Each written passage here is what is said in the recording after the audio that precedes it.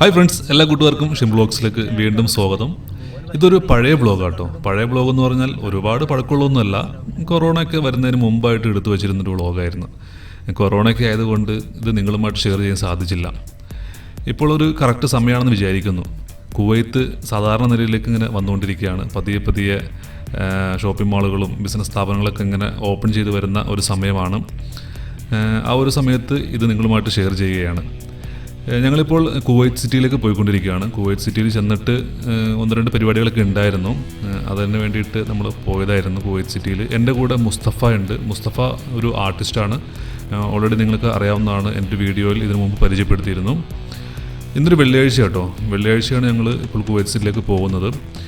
Kuwait സിറ്റിയിൽ അവിടെ ചെന്നിട്ട് പ്രയർ ചെയ്യണം. അപ്പോൾ നമ്മൾ നേരെ ഇപ്പോൾ മസ്ജിദ് കബീറിലേക്കാണ് പോകുന്നത്. കുവൈത്തിലെ ഏറ്റവും വലിയ പള്ളിയാണ് മസ്ജിദ് കബീർ. അപ്പോൾ മസ്ജിദ് കബീറിലാണ് നമ്മളിന്ന് പ്രയർ ചെയ്യുന്നത്. അതിനുശേഷമാണ് നമ്മൾ മറ്റുള്ള പരിപാടികൾക്കൊക്കെ പോയത്. അപ്പോൾ നമ്മളിപ്പോൾ നേരെ മസ്ജിദ് കബീറിലേക്ക് എത്തിയിരിക്കുകയാണ്. ഇപ്പോൾ പ്രയർ കഴിഞ്ഞിട്ട് നമുക്ക് മസ്ജിദ് കബീറിലെ കുറച്ച് വിശേഷങ്ങളും നിങ്ങളുമായിട്ട് ഷെയർ ചെയ്യാനുണ്ട്. ഓക്കെ, അപ്പോൾ സ്റ്റേ ട്യൂൺ.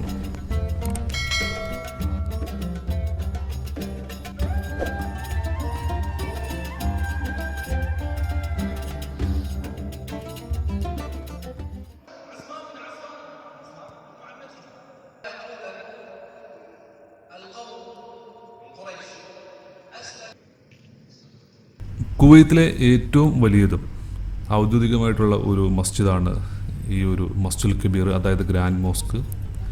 10,000-ഓളം ആളുകൾക്ക് ഒരേ സമയം നമസ്കരിക്കുവാനും പ്രാർത്ഥനകൾ നിർവഹിക്കാനുമായിട്ടുള്ള സൗകര്യമാണ് ഈ ഒരു പള്ളിക്കകത്തുള്ളത്. അതുപോലെ തന്നെ സ്ത്രീകൾക്ക് പ്രത്യേകമായിട്ടുള്ള സംവിധാനങ്ങൾ വേറെ തന്നെയുണ്ട്. ഈ ഒരു പള്ളിയുടെ പ്രത്യേകത വലിപ്പം പോലെ തന്നെ ഈ ഒരു പള്ളി മനോഹരമായ കൊത്തുപണികളാൽ അലങ്കരിച്ചിരിക്കുന്ന ഒരു പള്ളിയാണ്. ഇതിൻ്റെ ഡോം എന്ന് പറഞ്ഞാൽ അള്ളാഹുവിൻ്റെ 99 നാമങ്ങൾ ആലേഖനം ചെയ്തിട്ടുള്ള കൊത്തുപണികളാൽ അലങ്കരിച്ചിരിക്കുന്ന ഡോമാണ് ഇതിനകത്തുള്ളത്. വളരെയധികം മനോഹരമാണ് ഈ ഒരു പള്ളി കാണുമ്പോൾ. നല്ല ലൈറ്റിങ്ങും മറ്റും കൊടുത്തിട്ട് നല്ല മനോഹരമായിട്ട് തന്നെ സജ്ജീകരിച്ചിട്ടുണ്ട്. ധാരാളം ആളുകൾ ഈ പള്ളി സന്ദർശിക്കാനായിട്ട് ഇവിടെ വരുന്നുണ്ട്. സാധാരണ നോർമൽ നമസ്കാരങ്ങൾ, പ്രയറുകളൊന്നും തന്നെ ഈ ഫുള്ളായിട്ട് ഓപ്പൺ ചെയ്യില്ല. വെള്ളിയാഴ്ചകളിലും അതുപോലെ തന്നെ ഈദ് പോലെയുള്ള നമസ്കാരങ്ങൾക്ക് വേണ്ടിയിട്ടാണ് ഈ ഒരു പള്ളി പൂർണ്ണമായിട്ടും പ്രാർത്ഥനകൾക്ക് വേണ്ടി തുറന്നു കൊടുക്കുന്നത്. സഞ്ചാരികൾക്ക് ഈ ഒരു പള്ളി തുറന്നു കൊടുക്കാറുണ്ട്. ഇതിൻ്റെ കാര്യങ്ങളൊക്കെ മനസ്സിലാക്കാൻ വേണ്ടിയിട്ട് ധാരാളം ആളുകൾ ഇവിടെ സന്ദർശകരായിട്ട് എത്താറുണ്ട്. 1979 ഈ പള്ളിയുടെ നിർമ്മാണം ആരംഭിക്കുന്നത്. 1986 ഈ പള്ളി പൂർണ്ണമായിട്ടും പ്രവർത്തന സജ്ജമായത്. ഇതിനകത്തുള്ള പ്രത്യേകത വലിയ വാതിലുകളാണ്. നാട്ടിൽ നിന്ന് കൊണ്ടുവന്ന തേക്കിൽ തീർത്ത വാതിലുകളാണ് ഇതിൻ്റെ മറ്റൊരു പ്രത്യേകത. ഈ ഒരു പള്ളിയോട് ചേർന്നിട്ട് തന്നെ വലിയൊരു ലൈബ്രറിയും സ്ഥിതി ചെയ്യുന്നുണ്ട്. പ്രത്യേക ദിവസങ്ങളിൽ രാജകുടുംബാംഗങ്ങളും മറ്റും നമസ്കാരത്തിനൊക്കെ വരുന്ന ഒരു പള്ളിയാണിത്. അതീവ സുരക്ഷാ മേഖലയിൽ സ്ഥിതി ചെയ്യുന്ന ഒരു പള്ളിയാണിത്. കുവൈത്തിലെ ഏറ്റവും വലിയ പള്ളി മസ്ജിദുൽ കബീർ.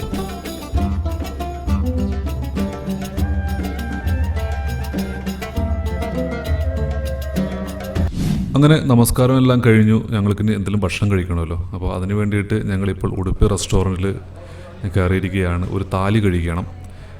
അറിയാലോ, താലി എന്ന് പറയുമ്പോൾ നിറയെ കറികളും ചോറുകളൊക്കെ ആയിട്ട് ഇങ്ങനെ നല്ല ടേസ്റ്റാണ്. എനിക്ക് വളരെ ഇഷ്ടമുള്ള ഒരു വിഭവമാണ് താലി.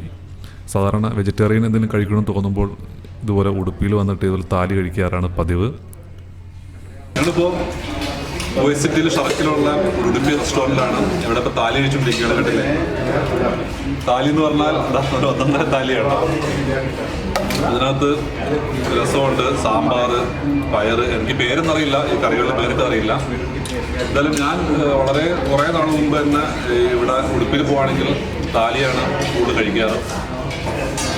താലിയുടെ നമുക്ക് ചപ്പാത്തി ഉണ്ട്, അല്ലെങ്കിൽ പൂരിയുണ്ട്. ഞാനിപ്പോൾ മേടിച്ച പൂരിയാണ്. ഞാനും മുസ്തഫയും മേടിച്ച പൂരിയാണ്. അതിൻ്റെ കൂടെ റൈസ് ഉണ്ട് അല്ലേ? വൈറ്റ് റൈസ് ഉണ്ടോ? റൈസ് 2 ടൈപ്പ് ഉണ്ട്. വൈറ്റും ഉണ്ട്, അതുപോലെ തന്നെ ബിരിയാണി റൈസും ഉണ്ട്. ഇതിനകത്ത് ബിരിയാണി റൈസ് ഇട്ടേക്കണം. ഇനി വൈറ്റ് റൈസ് കിട്ടോ? ബിരിയാണി റൈസും ഉണ്ട്, വൈറ്റ് റൈസും കിട്ടുന്നുണ്ട് കേട്ടോ. നല്ല ടേസ്റ്റ് ഉണ്ട്. ഞാൻ ഇപ്പോൾ ഓരോ കറികളും കൂട്ടിയിട്ട് കഴിച്ചുകൊണ്ടിരിക്കുകയാണോ. നമ്മുടെ കറികൾ പേരെനിക്കറിയില്ല. കൂട്ടുകറി ഉണ്ട്, ക്യാബേജ് തോരനുണ്ട്, രസമുണ്ട്, സാമ്പാറുണ്ട്, പരിപ്പുണ്ട്, മോരുകറി ഉണ്ട്, അതുപോലെ തന്നെ പായസം ഉണ്ട് കേട്ടോ, പപ്പടം. തന്നെയുമല്ല പ്രവാസികൾ കൂടുതലും ചിക്കൻ മട്ടൻ അങ്ങനെയൊക്കെയുള്ള ഒരു രീതിയാണല്ലോ, ഭക്ഷണ രീതിയാണല്ലോ. അപ്പോൾ പുറത്തു പോകുമ്പോൾ സാധാരണ ഒന്ന് വെജിറ്റേറിയൻ കഴിക്കാൻ എന്ന് തോന്നുമ്പോൾ താലിയാണ് സാധാരണ ചൂസ് ചെയ്യാറ്. അപ്പോൾ അതുകൊണ്ട് താലി കഴിക്കാൻ വേണ്ടിയിട്ട് ഉടുപ്പിയിൽ കയറിയതാണ്. നല്ല ടേസ്റ്റാണ് കേട്ടോ താലിക്ക്. സാമ്പാറുണ്ട്, ഒരുപാട് കൂട്ടുകറികളും അങ്ങനെയൊക്കെ ആയിട്ട് ഉള്ള ഒരു സെറ്റപ്പ്. അപ്പോൾ അങ്ങനെ ഉടുപ്പിയിൽ കയറി താലി കഴിച്ച് ഇങ്ങനെ ഇരിക്കുന്നു.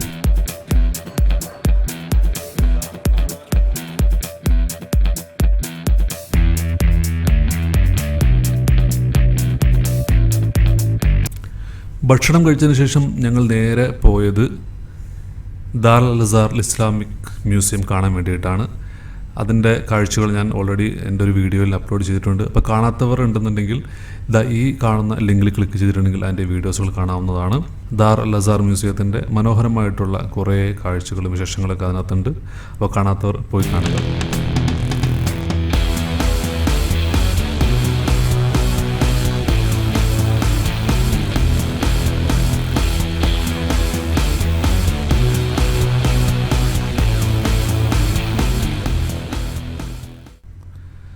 ഞങ്ങളിപ്പോൾ എത്തിയിരിക്കുന്നത് ജാബിർ സ്റ്റോറിലാണ്. മുസ്തഫക്ക് 1-2 പെയിൻറ്റിങ് മെറ്റീരിയൽസ് മേടിക്കാൻ വേണ്ടിയിട്ട് ജസ്റ്റ് കയറിയതാണ്. അപ്പോൾ എന്നെ ഏറ്റവും കൂടുതൽ ആകർഷിച്ചത് ഈ ടോയ്സാണ് കേട്ടോ. നമ്മൾ ചെറുപ്പത്തിലേക്ക് ഒരുപാട് മേടിക്കണമെന്നൊക്കെ ആഗ്രഹിച്ച് നടന്ന ടോയ് കാറുകളും വണ്ടികളൊക്കെയാണ് ഈ കാണുന്നത്. എല്ലാം ഇംഗ്ലീഷ് ടൈപ്പിലുള്ള ആംബുലൻസുകൾ, കാറുകൾ, അതുപോലെ ട്രെയിന്, അങ്ങനെ വളരെയധികം ഇൻട്രസ്റ്റിംഗ് ആയിട്ടുള്ള ഒരു സെക്ഷനാണ് ടോയ്സ് എന്ന് പറയുന്നത്. പക്ഷേ എനിക്ക് ഏറ്റവും കൂടുതൽ ഇഷ്ടമുള്ള ഒരു സംഭവമാണ് ഇത്. അപ്പോൾ അത് നിങ്ങളുമായിട്ടൊന്ന് ഷെയർ ചെയ്യാമെന്ന് വിചാരിച്ചിട്ടാണ് ഇപ്പോൾ ഇത് ഷൂട്ട് ചെയ്തത്. എന്തായാലും മനോഹരമായിട്ട്, ശരിക്കും ഒറിജിനൽ വണ്ടികളുടെ അതേ മോഡലിൽ തന്നെ മനോഹരമായിട്ട് എടുത്തിരിക്കുന്ന കുറേ ടോയ്സുകൾ എന്തായാലും എനിക്ക് വളരെ ഇഷ്ടമായി.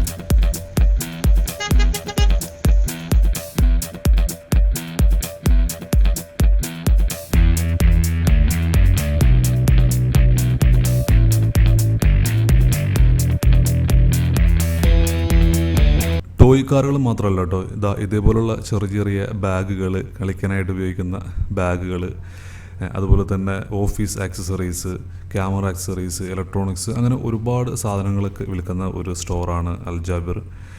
അപ്പോൾ ഇവിടെ ഒന്നും മേടിക്കാൻ ഇല്ലെങ്കിലും ജസ്റ്റ് വന്ന് പോകുമ്പോൾ തന്നെ നല്ല രസമാണ്. അത്രത്തോളം ഐറ്റംസ് ഇവിടെ ഇങ്ങനെ നമുക്ക് കാണാൻ സാധിക്കും.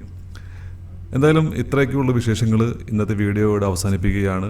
അപ്പോൾ നിങ്ങൾക്ക് എൻ്റെ ഈ ചെറിയ വീഡിയോ ഇഷ്ടമായെങ്കിൽ എൻ്റെ ചാനൽ സബ്സ്ക്രൈബ് ചെയ്യണം, ലൈക്ക് ചെയ്യുക, ഷെയർ ചെയ്യുക. നമുക്ക് വീണ്ടും നല്ല നല്ല വീഡിയോസും വിശേഷങ്ങളൊക്കെ ആയിട്ട് വീണ്ടും കാണും. അതുവരേക്കും ഗുഡ് ബൈ.